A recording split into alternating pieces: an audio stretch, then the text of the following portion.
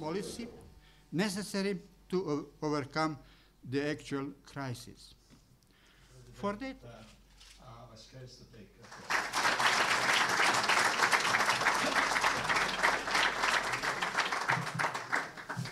Dear Presidents Gonzalez Vasquez, Aluja and Djurovic, Professor Šoškić, distinguished academicians, ladies and gentlemen, it was truly a pleasure for me to hear that Montenegro and the Montenegrin Academy of Science and Arts had been chosen to host the 20th International Congress of the European Academy for Entrepreneurial Management and Economy, so that we have an opportunity to host it here in Montenegro.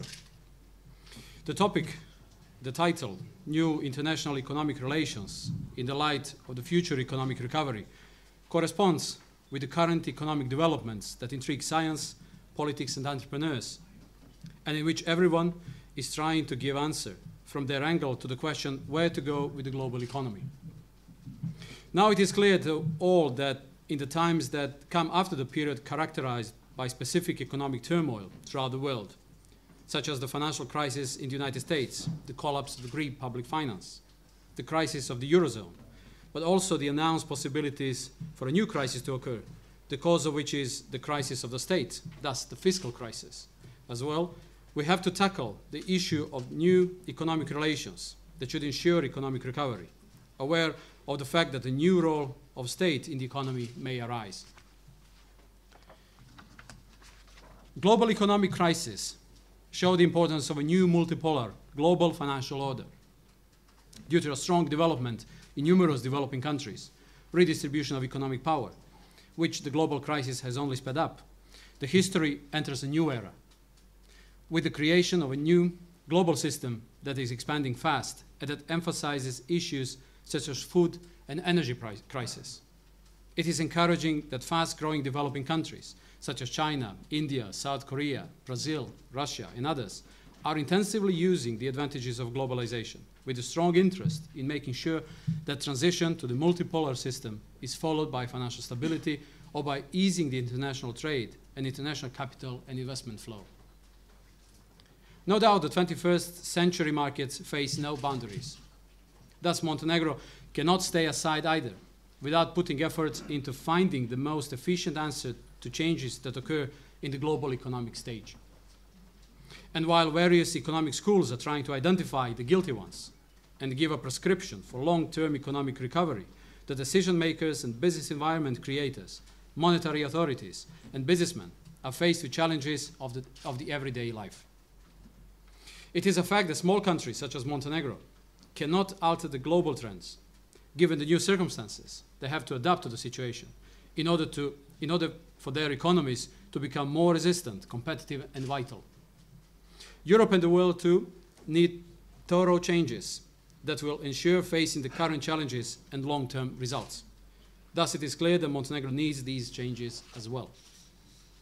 Allow me to note that we have managed to successfully implement the most important task, to openly face economic challenges and accept reality.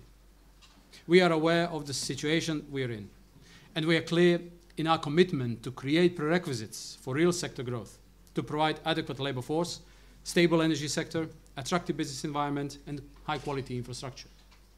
It is true that we are a small and open economy, and for that reason, we are more vulnerable to sudden change in the global economic market. This resulted in the fact that at one point, the global economic crisis harmed the positive economic trends in Montenegro. Still, we are encouraged by the most recent indicators. The GDP trend during the year of 2010 demonstrates that with the implementation of the anti-crisis package of measures, the impact of the economic and financial crisis was gradually weakening, and the downward trend of the Montenegrin economy was stopped. Recovery of the economic activity based on good tourism season results and recovery in the industrial production has started from the third quarter of 2010.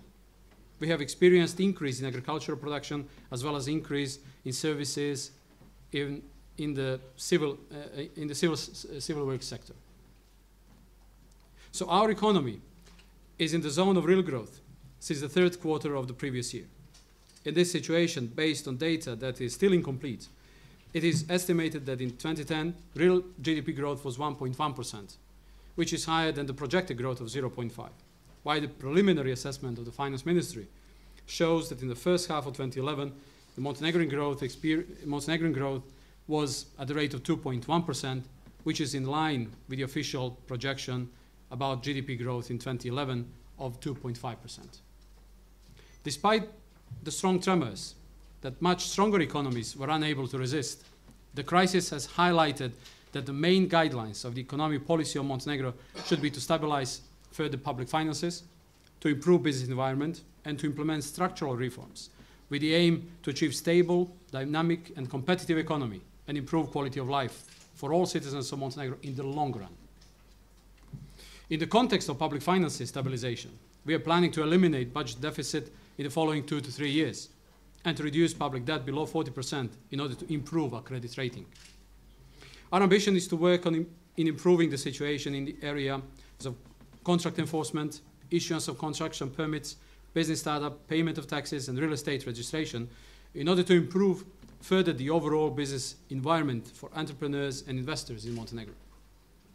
In the World Bank's Doing Business report for 2010, Montenegro was ranked 66th, and we hope the situation will further improve with the measures and reforms we are undertaking in the areas I've mentioned. Short-term measures in the situation of global crisis, as was the one in 2010, are unavoidable. Still, I believe that the issue of economic recovery and strengthening of economy, in order to be as prepared as possible for the possibility of a new strike, must be based on more complex, more time-consuming, and more sustainable measures in the area of structural reforms.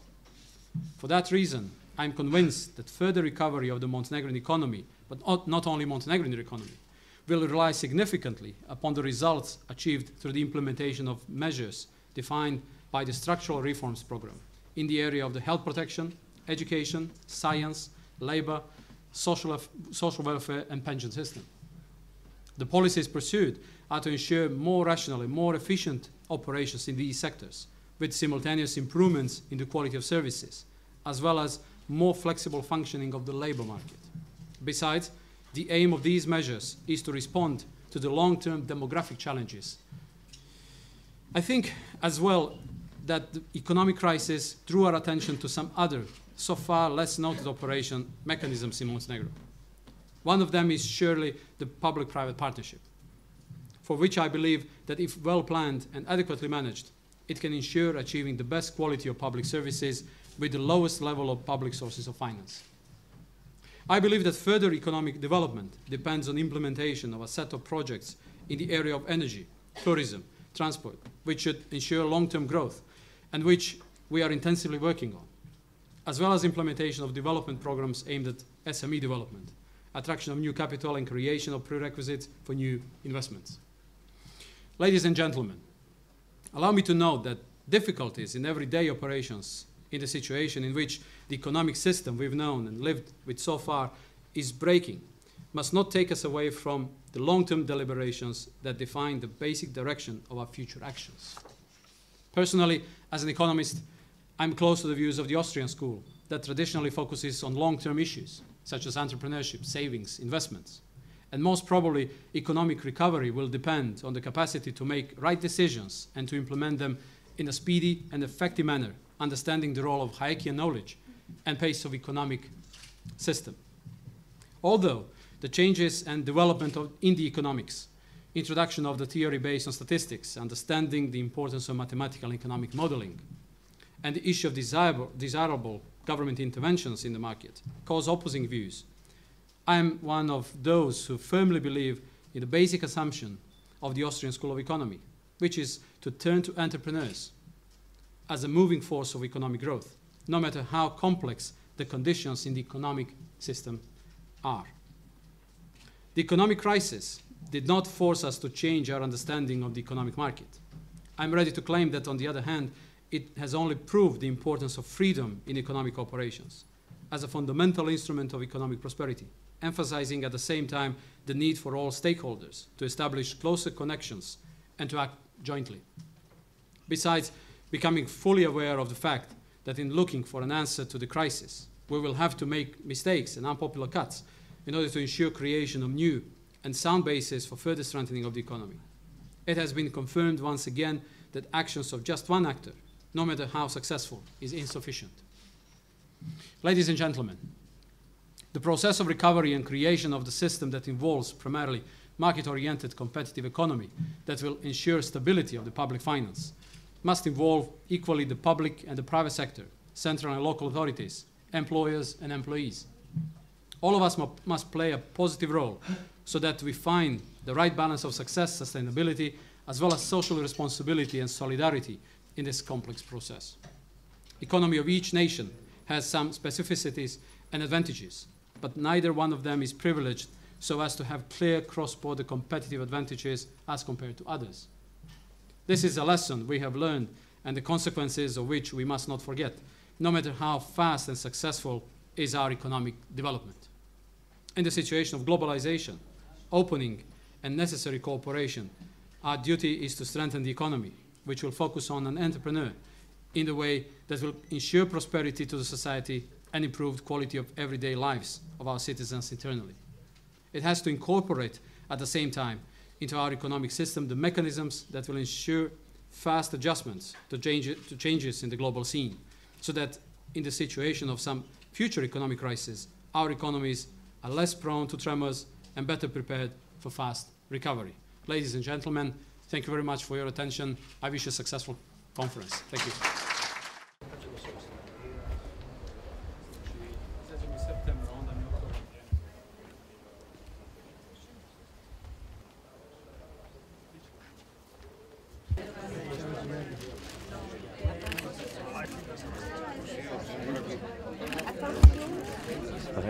Oni traže da im kažete vaš stav nakon konsultacija koje ste imali jutros sa opozicijom. Dakle, kao što je najavljeno, predstavnici 3 opozicione partije su predočili ono što po njima obezbjeđuje prohodnost izbornog zakona sa strane, dakle, 3 opozicione partije, a istovremeno smatraju da rešava pitanje izučavanje jezika i književnosti u našim školama. Ja mislim da samo to pitanje ne možemo izolovano posmatrati. Znači, smatram da treba ukazati na okolnost da smo pri neki dan u parlamentu izglasali izmjene i dopune vladnog predloga izmjene zakona o obrazovanju, opštem obrazovanju.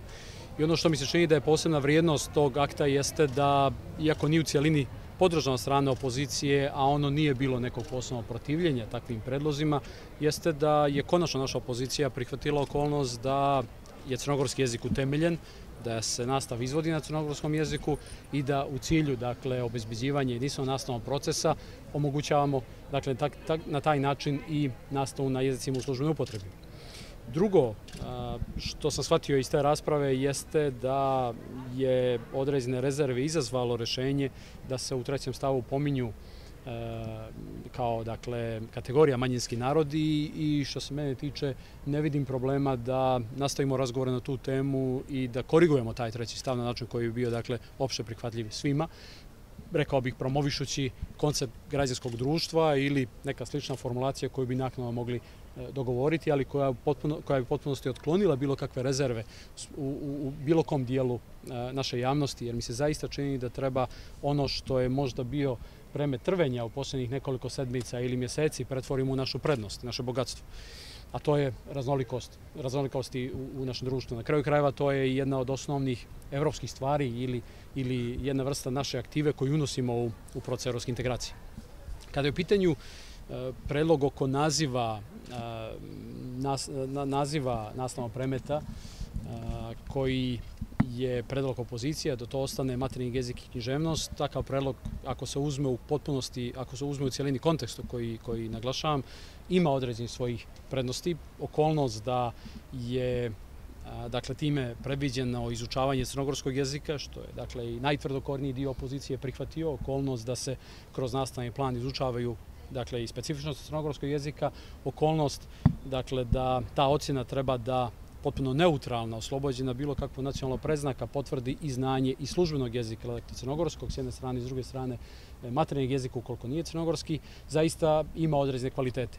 Ono međutim što je neophodno dodatno provjeriti jeste da li je takav model u skladu potpunosti sa onim što su elementi našeg Ustava i tako nešto je dakle neophodno provjeriti u najskorijem mogućem roku i nadam se da ćemo tokom sutrašnjeg dana imati dovršene konsultacije i zaista jasno iskazan stav u odnosu na sva ova pitanja kako bi mogli doći do glasanja o izbornom zakonu i nadam se usvojenog izbornog zakona. Čini mi se i dalje da smo u jednoj krajnje politički problematičnoj situaciji u kojoj se nastavak evropskih integracija, koji je očigledno vezan za usvajanje izbornog zakona, problematizuje na način da je potrebno nekom vrstom pritiska u drugim sferama doći do podrške izbornom zakonu. Dakle, mislim i dalje da je to jedna vrlo problematična situacija, ali mi se isto tako čini da su evropske integracije kao okvir zaista najbolji mogući okvir za nastavak dijaloga ili za vođenje dijaloga, bolje reći,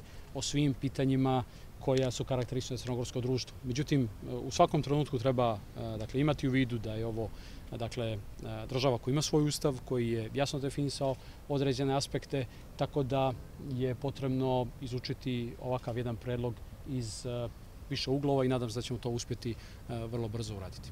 Hvala. Hvala, predsjedniče. Hvala.